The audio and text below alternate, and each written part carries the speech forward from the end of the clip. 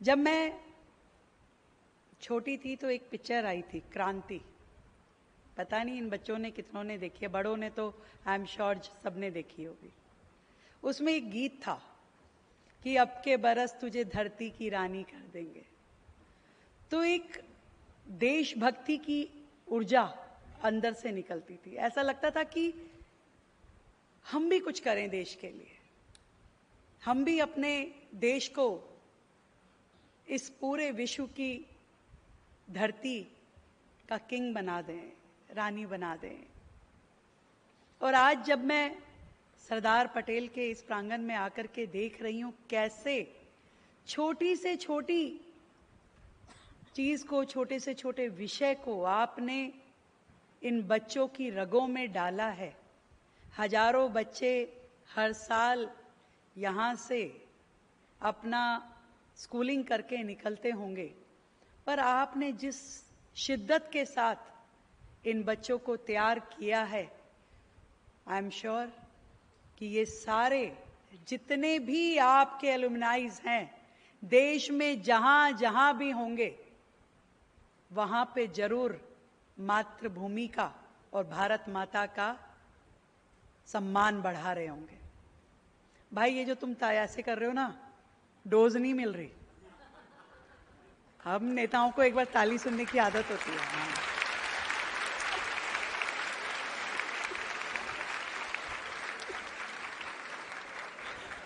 क्या है, मैं थीम समझ गई आपका कि नॉइज पॉल्यूशन भी नहीं करना है, क्योंकि आप तो पॉल्यूशन की सारी सेगमेंट खत्म कर रहे हैं। तो आपने सोचा कि नॉइज पॉल्यूशन भी नहीं करे, पर कुछ चीजें एनर्जी डोज होती है। जब तक वो नहीं मिले ना, खासकर नेता लोग जो होते हैं, वैसे एप्रिसिएशन सबको चाहिए होती है, हर बच्चे को, हर बड़े को। और आज यहाँ आपके प्रेमिसेस से जब मैंने देखा कि आप हर सेगमेंट में, मैं सबसे पहले तो बधाई देना चाहूंगी अपनी प्रिंसिपल मैम को, स्कूल का पूरा मैनेजमेंट, चेयरमैन सर, सभी फैकल्टी को। और सच में मैं और एलजी साहब यही बात कर रहे थे। उनकी आंखों में जो खुशी मैंने देखी, हमारे दिल्ली के एलजी महोदय जो यहाँ बैठे हैं, उनके दिल के बड़े नजदीक है ये विषय। उनको जहां मौका लगता है वो ग्रीनरी के लिए, पॉल्यूशन को कम करने के लिए हमेशा ही इज ऑलवेज अवेलेबल। और बहुत सारे दिल्ली में ऐसे प्रोजेक्ट आपने शुरू किए जो बंजर था, बिहड़ था, जो खराब था, गंदा था, उसको भी साफ सुथरा करके हमारे एलजी महोदय विनय कुमार सक्सेना जी ने बहुत सुंदर पार्कों में तब्दील किया।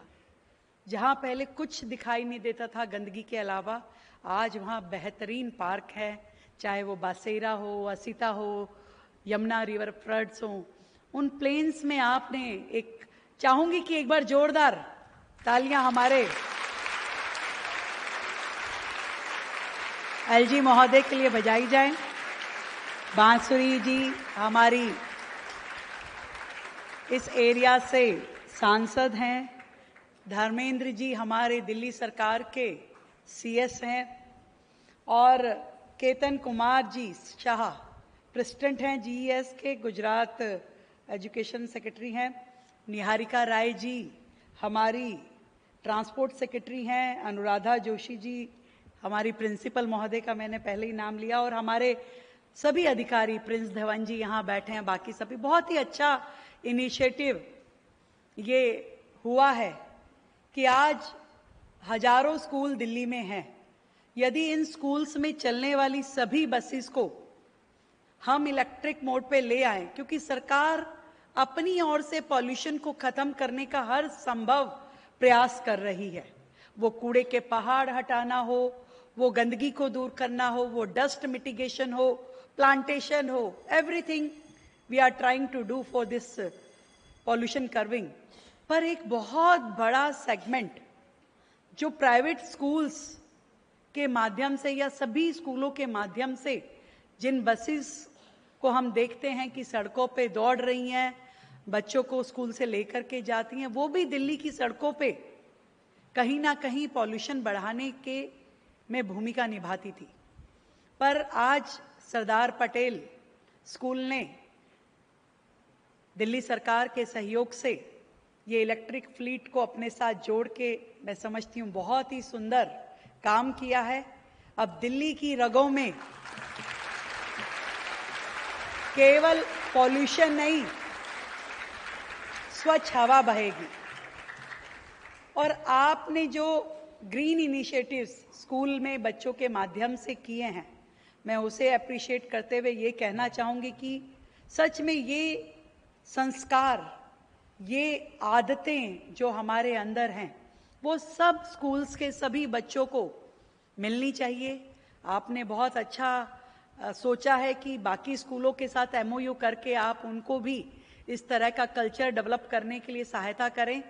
और हम भी दिल्ली सरकार की ओर से आज ये तय करते हैं, जो मेरे मन में आया, कि पूरे दिल्ली के हर स्कूल के लिए हम ऐसे कॉम्पिटिशन्स अरेंज करेंगे कि जहां वो अपने स्कूल्स के बच्चों को किस तरीके के नेचर के साथ जोड़ते हुए प्रगति और प्रकृति को जुड़ करके चलना पड़ेगा, ये सोच, ये विजन वो बच्चों में किस तरीके से डाल रहे हैं, वो नेचर को प्रिक्योर करने के लिए क्या काम कर रहे हैं, सस्टेनेबिलिटी के लिए क्या क्या काम कर रहे हैं, ऐसा एक मुहिम, एक कंपटीशन हम हर स्कूल में चाहेंगे करें। क्योंकि मेरा सच में ये मानना है कि जो संस्कार बच्चों को स्कूल से मिलते हैं, जो आपके स्कूल की टीचर आपको बहुत ही छोटे लेवल से समझा देती है कि आपको क्या करना है और क्या नहीं करना है, वही आपके जीवन का आधार है, वही आपको आगे तक लेकर के जाता है और लाइफ लॉन्ग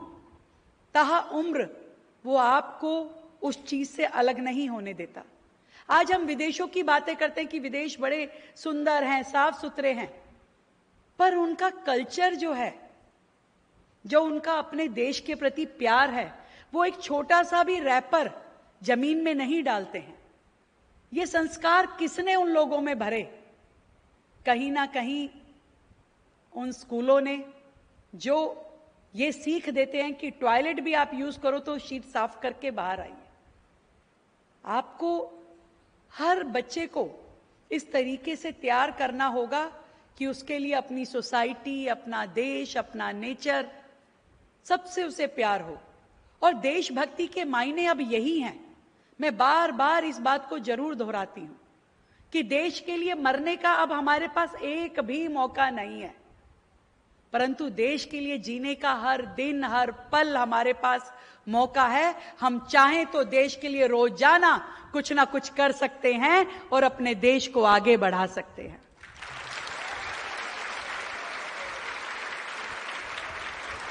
बहुत सुंदर इनिशिएटिव आप सभी के, हमारे ट्रांसपोर्ट विभाग ने आज जो ये पहल की है कि दिल्ली के स्कूल को, सरदार वल्लभ भाई पटेल स्कूल को पूरी तरीके से इलेक्ट्रिक फ्लीट पर लेके आना, और इसी प्रयास को बाकी सब स्कूलों तक भी हम पहुंचाएं, वो अपने इनिशिएटिव को, बसों को इलेक्ट्रिक करें, और धीरे धीरे सोसाइटी में हर व्यक्ति ये समझे कि मेरे माध्यम से मैं अपने शहर को कहीं गंदा तो नहीं कर रहा, कहीं मैं प्रदूषित तो नहीं कर रहा।